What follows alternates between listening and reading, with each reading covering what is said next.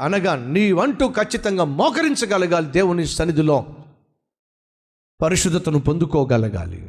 అలా కాకుండా నువ్వు ఆశ కలిగి ఉన్నంత మాత్రాన ఆ ఆశను క్రియల్లో పెట్టే ప్రయత్నం చేస్తే దేవుని సహాయం లేకుండా సాధ్యం కాదు. ఈ మాట చెప్పి ముగించేస్తున్నాను. మోషే యొక్క కోపము, ఆవేశము అతనికి గూడు లేకుండా చేసింది.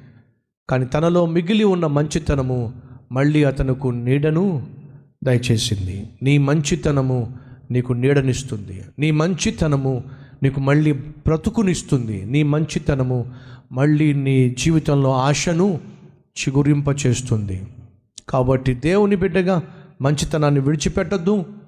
దేవుని కనికరము తప్పనిసరిగా ఏదో ఒక రోజు నీ మీద పుష్కలంగా కుమ్మరించబడుతుంది. నీ జీవితం మరలా పుష్పిస్తుంది అనే వాస్తవమును నమ్మినట్లయితే నాతో పాటు కలిసి ప్రార్థన చేస్తారా? Let us pray.